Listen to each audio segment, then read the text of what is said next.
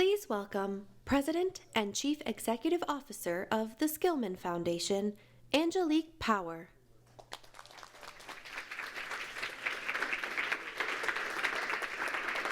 Good morning, everybody. At the Skillman Foundation, we envision a Detroit where young people activate the entire city. From classroom to after-school program, urban garden, art space, local business to local library, Greenway Park to athletic field. Detroit will be known locally and nationally as a place where young people lead, where families can stay for generations and neighborhoods feel like electric campuses. Folks of all ages exchanging and engaging in ideas, and where people have the resources they need to thrive.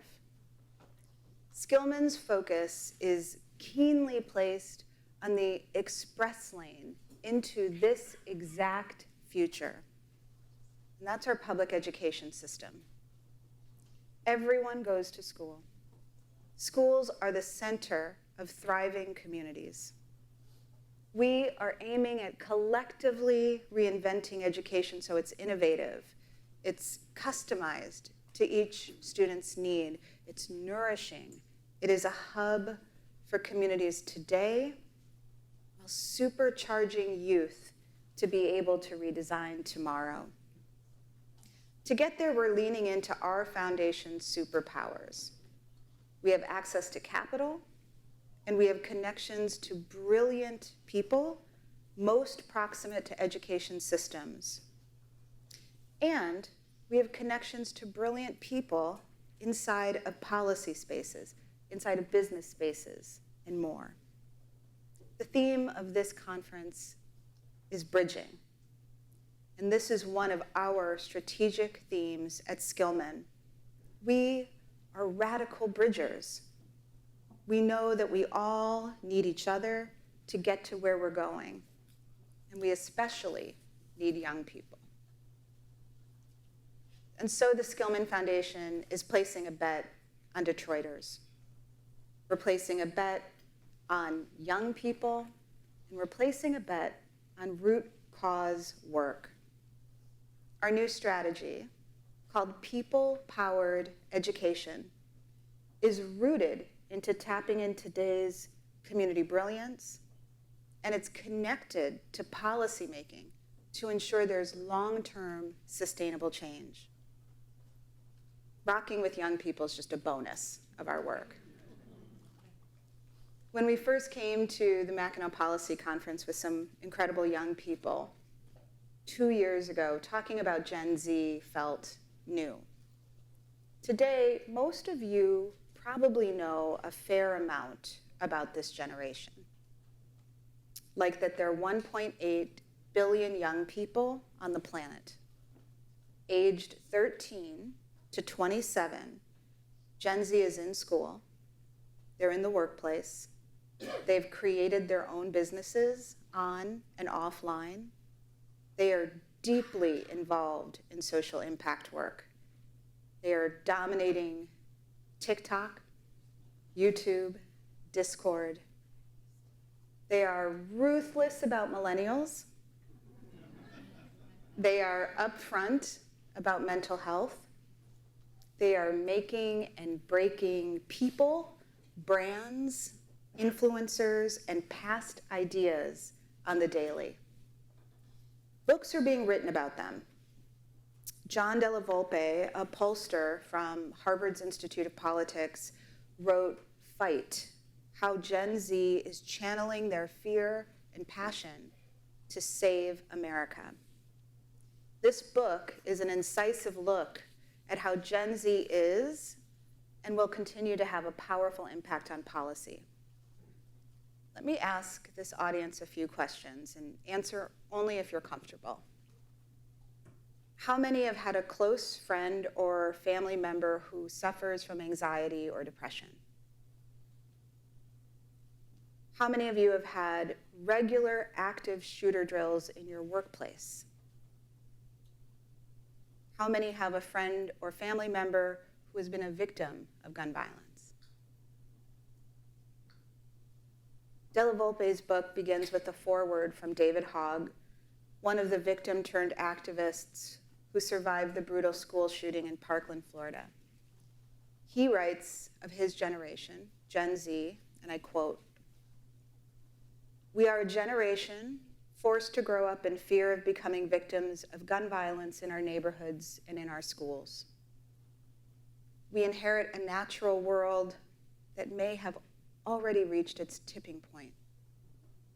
At every turn, our institutions are failing us and we are paying the price. Half of our generation reports feelings of depression and or anxiety. The government reports our stress levels are twice those of adults over 30. But rather than becoming cynical or retreating from these challenges, we fight back. And because of this exposure to the fragility of life, to the fragility of institutions and of the planet, blind faith in what currently exists is gone. This is a generation of entrepreneurs, creatives, agitators on behalf of social good, committed to live in purpose. As someone who hangs out with Gen Z a lot, I can tell you that the big ideas are real, the humor, at times beguiling, the language, no cap is Riz. When my 14-year-old heard me rehearse that, she was like, "Mama, please don't do that, please." And we're just beginning to understand the depth of Gen Z's power and influence. What I can tell you is that when one studies the past 50 years, every single social justice movement that changed the world was led by young people. And there are reasons for this. One, they're closest to the problems. They are at the bottom of the privilege pyramid, and they bear the brunt of adult decisions made on their behalf without their wisdom. Two, they are natural risk takers. We discuss how the frontal cortex is not fully formed until you're 26 as a negative. The upside is that they are bold, they are naturally brave, they are not burdened by aversion to risk that comes with age. This does not mean that many of us agree with the way young people go about change. We may not agree with the approach, we may not agree with the message, or even the change that is being fought for. But that is not the point. The point is that change, plate tectonic change, is happening. And it's all around us. And young people are at the forefront of leading to something new with or without older generations. In terms of their political sway, Gen Zers make up 1 in 6 Americans eligible to vote. 4 million turn 18 each year. Their imprint on elections here in Michigan is undeniable, topping the nation for Gen Z turnout in 2020, and again in the midterms in 2022. Today, there are 1.5 million Gen Zers registered to vote in Michigan. And to a poll that was done by Voters of Tomorrow, 77% of Gen Z respondents nationwide said they will be voting in November.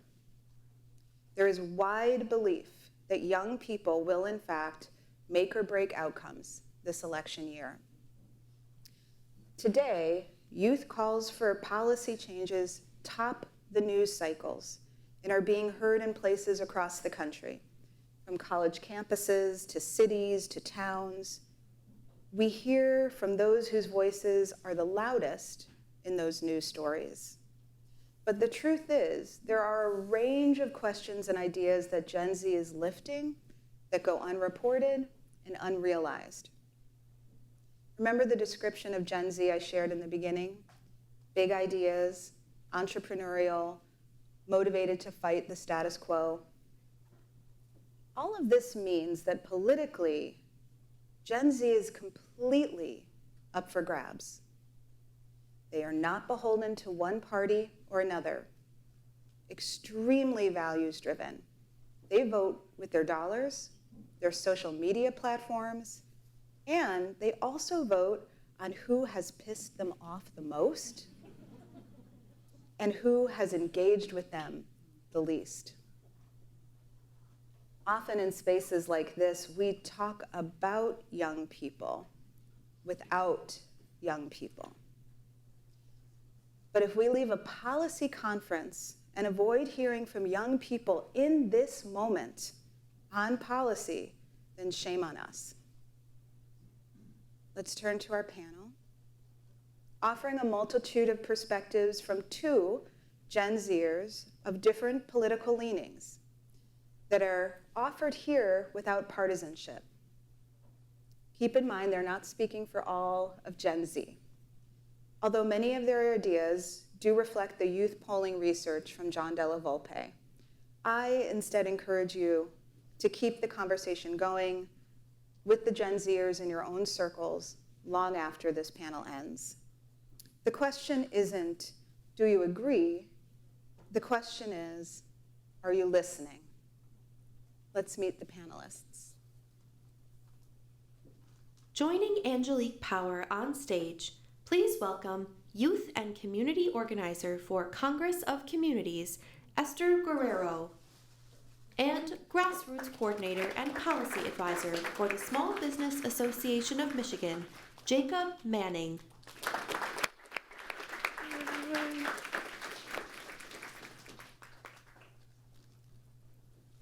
Well, I'm so excited. We've had several conversations. How are you guys feeling? Great. Feeling great. Okay, good. It's really good to see all the faces in the room. So I want to start with you, Esther. What is your first memory of when politics or policy came alive for you? And what was it about and what did you do? Absolutely, thank you.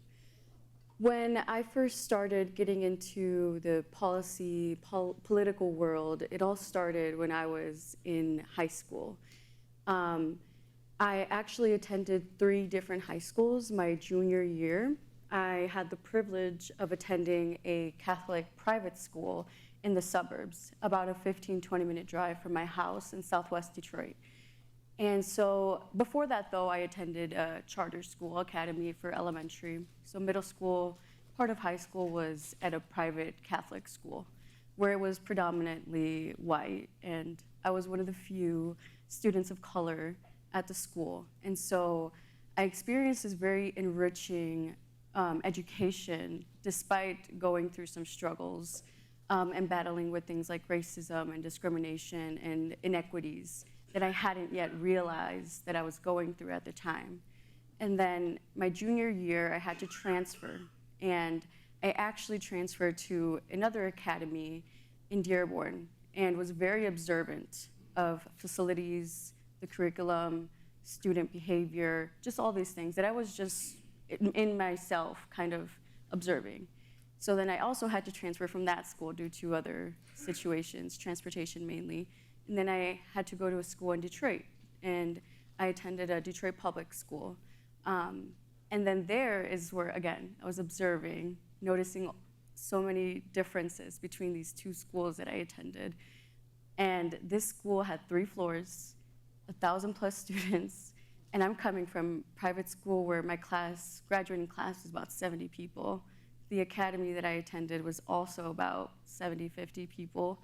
And then jumping right into this city school that's in close to my home, I just noticed the lack of resources, old books, old desks, old chairs, mismatched chairs, teachers who maybe don't have the drive that they had at the beginning of their career.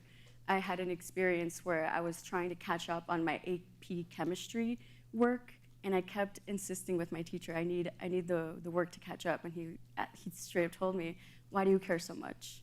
And as a 17-year-old who just transferred twice, and my whole life is kind of like flipped, and I'm coming to the school assuming that I'm gonna get all the resources that I need, the care that I need, the attention that I need, that I require to continue to develop, because I, as an individual, want to go to school, want to go to college, and so I wasn't getting that. And so I slowly, with some friends, kind of was just always complaining, always saying, why is it like this for us? You know, I went to this school and it wasn't like that. They have different resources. Like, why don't we get that? Why is it that I had to drive 20 minutes out of the city to get a better education? Why can't I get it here in my home, in my city? And so my friend must have seen this and invited me to join the Latinx Youth Council at Congress of Communities, where is actually where I'm working now and running the program. And so I joined as a 17-year-old, and I was so excited, ready with just full of ideas and open to conversation. I joined, and they were working on a project called Nuestro Futuro, which means our future, which is a college access program that was created by the youth, by our cohort that year, which is a mix of, it's all Latinx youth from Southwest Detroit who also attend schools in Southwest Detroit. And we created this project because we saw a lack in our community. We weren't seeing people who look like us getting to higher education, going to university, and staying there, not dropping out, and taking care of themselves, and finding connections and networking, and all these things. And so we created this program, and it was very successful. We reached many students in the city. It was a 6-week program. We invited counselors from universities. We invited college students to come and speak on a panel. We also invited parents. We talked about Latinx history. We talked about self-care and how that's important in higher education. And this was us as high school students, not yet being there. And so that was kind of the beginning. And I also remember having a walkout because of the Parkland shooting that year in 2017. That was actually one of the first actions, demonstrations that I did along with my peers in high school at DPSCD. So that's kind of where it all started. Thank you, Esther. How did it start for you, Jacob? Yeah, I think growing up I was always interested in politics. My dad would let me watch The Daily Show and The Colbert Report, so that was kind of my intro. He was a big NPR listener too, and so that was my intro. I went to MSU for political science with the intention of going to law school, but in my senior year of college, I ended up doing an internship with a state representative, and I think it was that experience for me that really set me on this path, made me realize that maybe I didn't want to go to law school, because I had this idea in my mind of what governance was. You know, you see on the national news what happens in DC, and you see that it's a very ineffective organism. The entire scene is, and it's so toxic too. And so being in Lansing with, who was at the time my state representative, and being able to intern for her and seeing what sort of conversations were happening with actual governance, and seeing that there were conversations that were being had and compromises that were being made, but it was for the betterment of the state. And that was something that really inspired me and made me want to continue on that path. And so I continued to work in the legislature after her term was ended and she was term limited. And now I'm with the Small Business Association of Michigan, and we advocate on behalf of 33,000 small businesses, all small businesses, but our 33,000 small business owners who are members of ours across the state. Thank you. This next question I call swipe left, swipe right. And there is actually a Gen Zer in Detroit named Arabia who created an app that is based on Tinder that helps young people learn more about politicians. And it has the act of swiping left or swiping right. Pogo is the name, so you can look that up. But let's talk about, there's lots that has to do with policy beyond politicians, but let's talk politicians. What makes a politician attractive, and what are deal breakers? Jacob, you start. Yeah, I would say, and part of this was just the lane that I came up in through the legislature is that the thing that I value most in a politician is willingness to not compromise. Compromise is a bit of a bad word, but willing to have conversations with people that you disagree with, to settle differences, and to find a solution that is good. I think that there are so many times, and particularly in DC, where we see a problem that's festering for years and years, decades even, that isn't solved because it's not politically convenient to solve it. And so what I like out of a politician is someone who's willing to make that sacrifice even if it's not politically convenient for them. For me, it's those folks who are on the ground with the people doing the work on the ground, who show up when they're invited to one of our community meetings, who are also planting in our community gardens. I think that's what's attractive for me from politicians. Those who follow through with their word, who really listen to community, and who show up for community, who are present when it's necessary, and who are going to speak for us when the time comes, and that are taking the things that we are asking with them truly and passing it on to wherever it needs to go.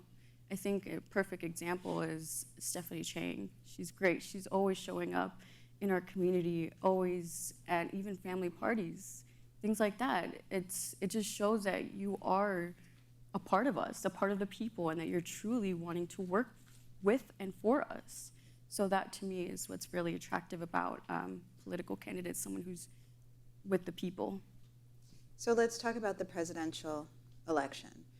The common refrain that we hear a lot is that the two candidates are too old.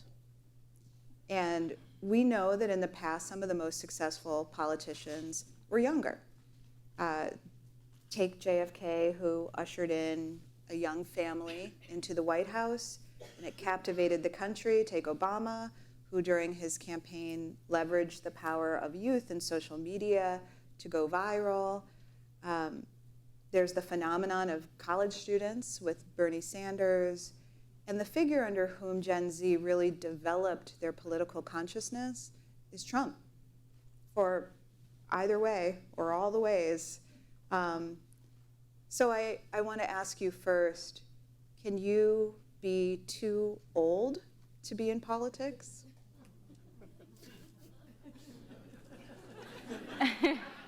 I can take this one. Yes. I think that we're in a moment now where it is not politically advantageous to be older. I think that there's a lot of natural tension between young people and old people right now. I think that Gen Z in particular is very dismissive of boomers. And I think that it makes young people feel like, when they're not being listened to. You look at who's in charge, and it's a bunch of old people, and it makes them feel that their voices aren't heard. And so I think another thing that isn't helpful about this moment is that once you get older, you tend to have senior moments, and with cameras everywhere, you can be giving a press conference, and you can have a moment that is clipped and reposted on social media, and it just further exasperates this idea and this notion with young people that the people that they're electing are not representative of them. Can you be too young? I would like some baseline level competency. I think that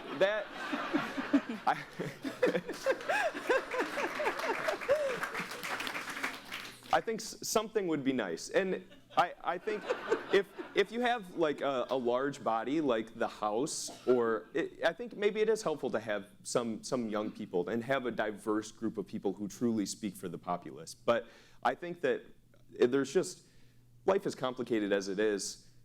Just growing up, I feel like I've been learning so much just in the past 5-10 years. I can't imagine also being tasked with making decisions for people while trying to figure out how I'm making decisions for myself. John Della Volpe in his book talks about how other generations don't understand what it's like to walk into a classroom and have a passing thought about, and this like chokes me up, but about where to hide in case a shooter comes into the room. And he makes the point that the passing thought, it isn't a conceptual worry. It is really a passing thought about daily acts of survival. So when I think about that and I contextualize so much of how Gen Z is showing up right now, it makes a lot more sense. I want to first ask you, what do you think the perceptions are of Generation Z? There are a lot of people who came into this room because of their perceptions of this generation. There are media interviews I'm doing where there's going to be one that's like, well, you know, Gen Z is ...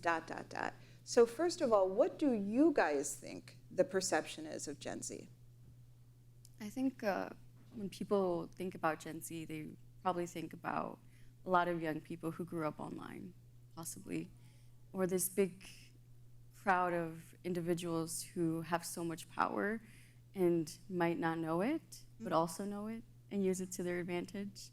I think it's kind of this perception of young, but also mature in the sense of their experiences. I think that's what folks might perceive of Gen Z. Jacob? I would agree with that. I think the thing that sets Gen Z apart from other generations is that we were the first generation to grow up online. And I think that we grew up in a time online that is different than it is now, where parents can control and mitigate some of their child's watching habits, control what they're watching. I mean, we grew up in the Wild West, and I think that was damaging, in my opinion, for Gen Z, and I don't think that people on the outside fully understand that. I think that there's a pretty common understanding of like how harmful social media was for young girls, but I don't think unless you're speaking with Gen Z members of Gen Z every day, like we are, I don't think that you'd realize how many people are incredibly pessimistic. I think that I talk to people on a regular basis who thinks that everything's going to hell fast, and I think that it's concerning, and it's not good for your mental health to constantly be surrounded online by all of these things that further these feelings, whether they're true or not. And I think that would be the number one thing for me. The Anxious Generation is a great book if anyone is interested in reading more about social media and its impact on young people. So I talked earlier about 1.5 million Gen Z registered voters in Michigan, the 70% of Gen Zers who say they will be going to the polls. What do you think will be top of mind for Gen Z as they head to the polls this year? Absolutely. I believe one of the main things that will be on people's minds is what's happening in Gaza. We are all witnessing this happening on our cell phones. We just saw that Rafah was attacked, and there's just images of babies being burnt alive. And these things are on our phones. Like Jacob mentioned, yes, we are the generation that grew up online, and now we're witnessing something horrendous online. And our generation, I believe, is a generation of humanity that believes in humanity. We might be a little anxious of the future, but what we want to see is a bright future. We want to have an established life. We want there to be a green earth when we reach 30. We want there to be natural resources when we become 50. I think that's definitely something that's going to affect a lot of votes this year, because we have just continuously been seeing for the past months now, since October, that our government isn't doing what it needs to solve this crisis, this huge issue that young people are really passionate about. We're seeing protests happening every single day. My alma mater, Wayne State University, has an encampment happening right now. They are committed to this issue and they are fighting for divestment. We are actively boycotting. We haven't stopped since October 7th because this is an issue that really, really matters to us. And we will not stand back. We don't want to hear no, because we know that there's other options. And that's really going to impact a lot of Gen Z voters this year, because again, it's incredible to see that so much has stayed the same and not moved forward. And then along with funding, inflation, the economy, we still don't have as good access to healthcare as we should. We have all this funding that's going to a war, and we have homelessness that we're struggling with. There are youth in the streets that don't have homes. We have an education system that we really need to fix. We have students who are not passing the 3rd grade reading level. We have people who are sick and are staying sick. We have people who are needing resources to just move forward in life. And this issue is the issue that our generation has chosen to stick on, because we are fully seeing how our government is not serving us and is just tearing apart this part of the world.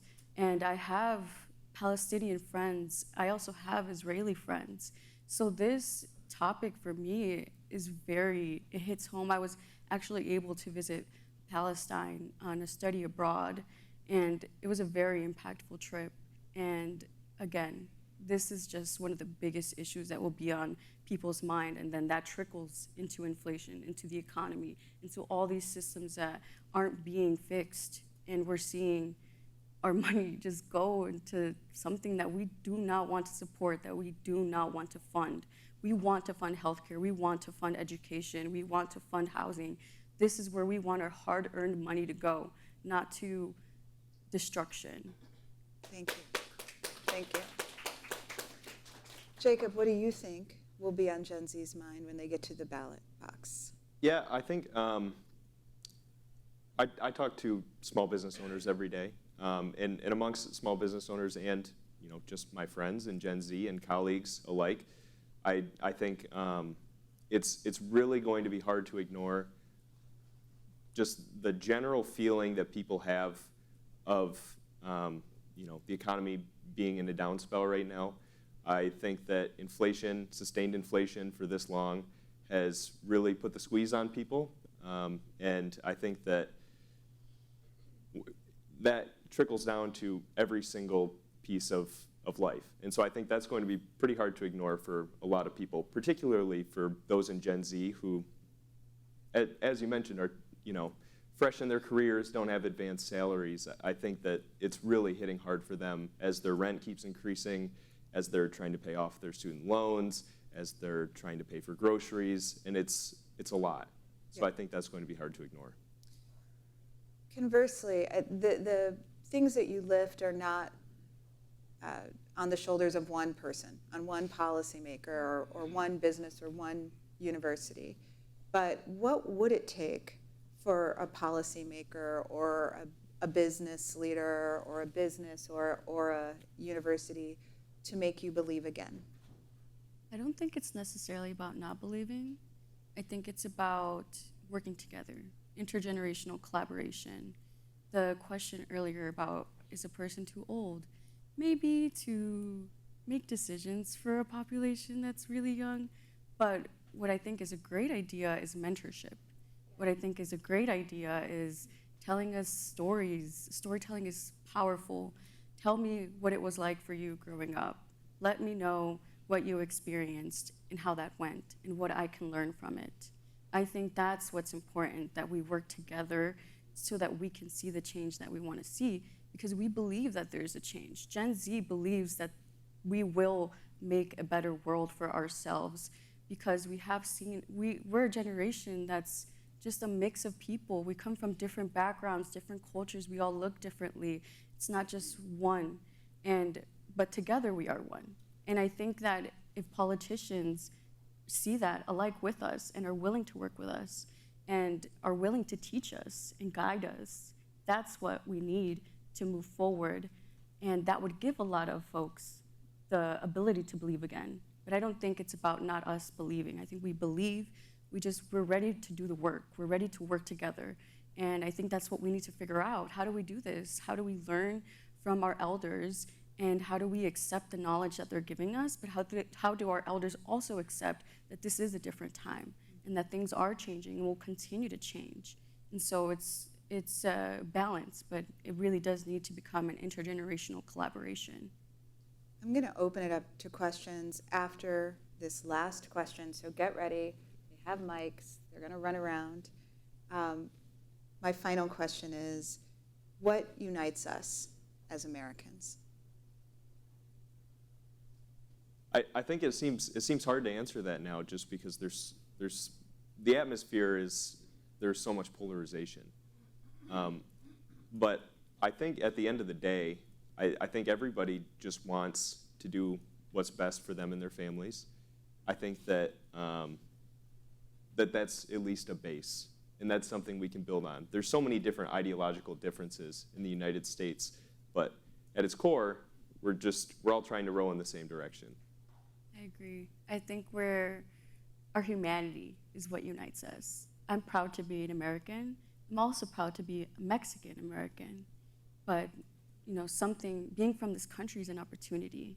And you see a lot of people coming to this country for the opportunity, just as my parents did.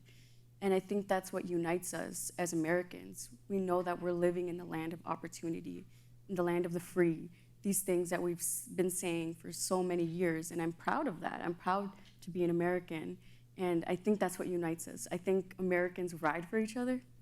I think despite our issues, it's just like this pride, this sense of pride. I think we also very much think that we're the best country in the world, and that's what unites us. We all kind of have this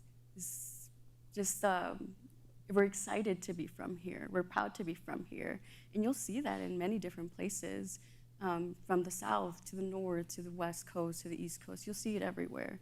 It's just our pride in our humanity. I think at the end of the day, we know that we're part of this big, incredible country that is just a melting pot of culture and language and people, and we're proud of it. And I'm proud of it. I'm proud to be a part of that. What questions do we have? We have Ken right here. And introduce yourself too, please. Good morning. My name is Ken Donaldson. I'm the president and CEO of Black United Fund of Michigan, a youth empowerment organization for 54 years. And we see it firsthand. We touch probably nearly 5,000 youth a year. And Gen Z and millennials are some of our major targets as well. And one of the things that I noticed, and I'm going to present this to both of you all, is we just noticed this dysfunctional family situation in most of the kids that we are ministering to. And it used to be years ago that families had this moral fiber. The parents, if they didn't want to, they still had to go to church and things like that. Gen Z nowadays, the church attendance is way down. And now, as you mentioned, the competition is the internet. And so TikTok, you can try to teach your child something, and then they come back to you and tell you what TikTok said. And so then you try to figure out, well, how do I address this without getting angry? You call your child in the other room, and the next thing you know, you see your phone ringing, and they're texting you. And they don't want to talk anymore. They want to text with you every time they want to communicate. And I saw a statistic that said the number one thing that prolongs life above exercise, diet, and everything is socialization. And so our kids now are really kind of, withdrawing, connecting to the technology. And that's what's raising them. And so my question is, how do we break that? Because I know the family used to be the source of success of children's future. That ain't working no more. So do you have any recommendations of how we can rebuild strong families and disconnect them from the things that creates the evils of society? Thank you for your question. I have an answer. Okay. I believe that restorative practices are very, very helpful. Like Angelique mentioned, we're kind of this generation that's full of anxiety. We went through 9/11, recession as kids, and now we're growing up. We're witnessing war right before our eyes. All these things that just make us want to lock ourselves up in a room and not talk to anyone. Maybe not even talk in person. Maybe that's the best way to reach that individual in that moment. And that's, again, where we need to work together to understand where we are now with technology. And youth also need to understand how it was then without. And there needs to be that conversation to reach a middle ground, a compromise of what can we do to still communicate, but considering the background, the context. Like, why are you feeling this way? Asking those kinds of questions. What can I do for you? What's a better way for communication for you? I think a lot of the times young people aren't fully seen. I think they have a lot of pressure on their shoulders. They have a lot of social standards that they're struggling with. I mean, think about when you were 13, 14, 15. It was a very anxious time, I'm sure. And now with technology, it's even harder. So I think looking into restorative practices is very helpful and has been helpful for me. Not even just with working with young people that I do, but with myself, learning how to engage in dialogue and not getting upset with maybe something that I don't agree with. And I am actually an individual who's religious. I practice my religion and I do attend church. And it is something that is a struggle with the religious community. But I think what young people want is community. And whether they seek that online, because you can find a community online. I actually met my partner online. And He's great. and you can find community online. And as long as that's safe, then I think it's appropriate. And we also, with the economy and inflation and things like that, you know, we seek third places. These places where we can go to a cafe, or we can go to the roller rink, or we can go to play, I don't know, badminton, something. We are seeking that, we want that, but we are not seeing that be invested in as much. And that's why it's also, we have to bring it back to what is going on in the world that is not creating community for young people. What do young people want to see in the community so that they can go together with their friends after school? For example, my job, we have a youth-driven community house. The young people love it, and they love going there after school. And maybe there's some youth that were a little bit closed off, but then they discovered this place, and they feel good here, they feel safe, and they want to be there. So I think investing in spaces, restorative practices, and reaching a compromise. And youth-led, I hear you saying too. Youth-led, yes. I know that at Skillman we fund a lot of organizations, and that a lot of times we'll hear from some organizations that say, how do we get young people here? How do we get young people involved? And really a lot of the ones that are most successful have youth driving the programming and co-leading, co-designing what those programs are. Do we have a question? Please introduce yourself. For sure. My name is King Bethel. I am a part of the Skillman Foundation's President's Youth Council. I am also a speechwriter, a public speaker, and a youth activist in the city of Detroit. And you guys spoke about media, but you guys didn't speak about biased and unbiased media in terms of how to figure out or best ways to practice how to vote and who to vote for. So what practices do you believe that young people should do in terms of research on the media that they should do in order to secure a vote for themselves and choose someone in politics who they truly believe should be their leader instead of choosing what other people say should be their leader? I think that what we have found the last 10, 15 years is that with social media, it's easier than ever to very selectively choose what you want to see, and it's not even you actively choosing, but it's the algorithms that feed you the content that you want to see. And so I think it's important for people to make a conscious effort to actually do their own due diligence, because what you're served on your feed is just going to be what you want to see. And that's what leads to a lot of polarization. And it's not just Gen Z, but Gen Z is certainly victim to this, where the only time that you actually engage with an opposing viewpoint is when it's, some cherry-picked crazy person who is, their argument is shot down on something that you see. And so I think that leads to a lot of people not actually feeling that they have to challenge their own views. But I think that's really important, reading from various different sources when you're making a decision, like where you want to fall on a certain issue. I think that's really important, and I think that is a decision that a lot of young people are making and trying to continue to be intellectually curious and not just solely focused on what they want to see. Great advice for every single one of us. Do we have another question? Hi, my name is Chibuzo Azebo. I work at the Joyce Foundation, which invests in public policies to advance racial equity and economic mobility for the next generation of young people.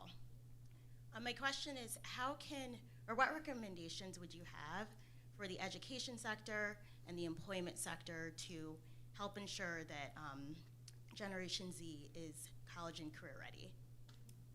I definitely believe forming a community is very important so that young folks are college and career ready.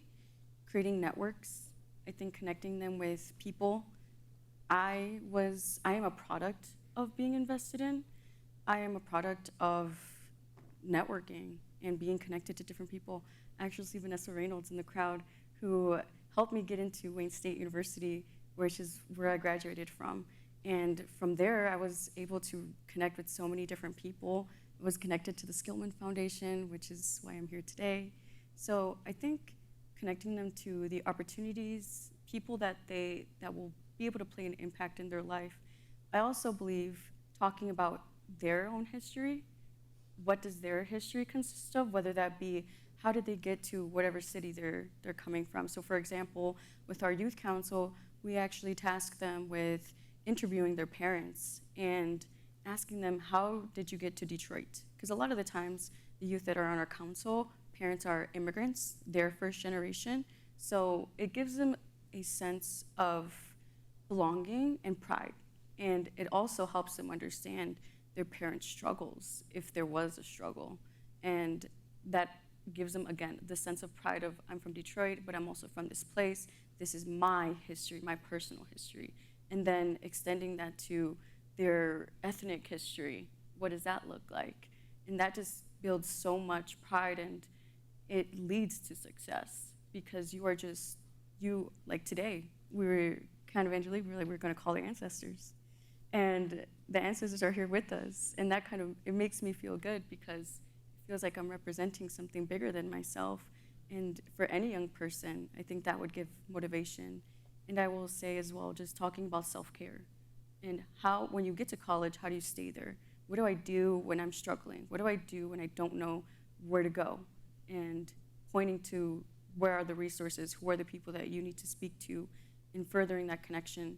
I think always being available for questions, and if you're not available for questions, connecting to someone else who would be available, I believe. And then going deeper with the education system, I believe we need to create more critical thinkers. So introducing them to concepts like analyzing an article, or dissecting research, things like that are really helpful. Teaching them about root cause analysis, because those are things that are going to come up in college. Introducing those things early on is what will prepare folks to, once they get to those higher parts. Thank you. Yep. Brian Caley, Small Business Association of Michigan. Full disclosure, I work with Jacob. I wanted to drill into this question that was asked a few minutes ago. you're surrounded by algorithms to kind of reinforce what you already believe. We all are, and they're really, really good. These algorithms are highly, highly effective. What role does seeking out opposing viewpoints play? Is it something that you actively look for? Who disagrees with my position, and how can I learn about why? Is that, like, how do you just go about checking your own biases? Yeah, I think the biggest piece of it is just not being a passenger, not just viewing what is shown to you. I think that actively seeking out opposing viewpoints is really helpful and healthy. And so, especially now, when you can see something online that looks like it's an unbiased source and isn't. You can see things online that are just factually incorrect. So I think cross-checking certain stories with reputable sources and trying to diversify your web of where you get your information, I think is all helpful. I know some Gen Zers who purposefully do not like certain things that they see that they like, and they purposefully like other things that they don't agree with, so that they're trying to outsmart their algorithm and their own For You page. And so I think that's a pretty interesting strategy. To add to that, I also think that you could just follow maybe a news outlet that has an opposing view and a news outlet that has your like-minded view. It's something that I try to practice. Alice. Good morning, I'm Alice Thompson. I am a restorative practice advocate for years, so thank you for that, right? I do many things, but I'm one of them older people you talked about. Right? My doctor said to me, Alice, it's not called not having memory. He said, it's a brain. It's overloaded. So you have peace about it, right? Mm. But among this senior moment we have is lots of wisdom coming out. So don't forget about that. Of course. Of course. So here's my question. First of all, I listened, I heard, I'm inspired. I'll meditate on your words, right? Have you thought about 10 years from now, what you're willing to do in this space of ours, political space, because your voice does matter. And I want to be around to hear more from you 10 years from now. All right? Well, 10 years from now, I'm actually attending the University of Michigan this fall to receive my master's in public health. So hopefully 10 years from now, I'll be running a program that's benefiting the community. My main focus is prevention. I really want to help my community of Southwest Detroit. I suffer from asthma, just as many of us do that are from Southwest Detroit, due to all the inequities and environmental racism that we experience on the daily.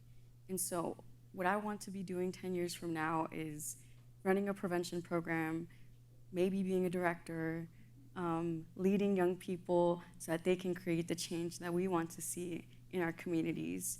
So definitely going to be still doing this community work because this is my passion, but it will be in the public health sector. Definitely going to try to influence policy through the public health sector, but I really importantly will be with my community, working for my community. I think what attracts me to the job that I do now is that we get to have these conversations with small business owners, people that are creating jobs and opportunities for people in their various communities, and we get to then take their input and then act upon it in the legislature. And so I think that no matter what I do, I think that it's going to be important to me to be able to have that that feeling that you're making a difference. And I think that being a lobbyist is a dirty word, of course, but you can be a lobbyist for something that drives you.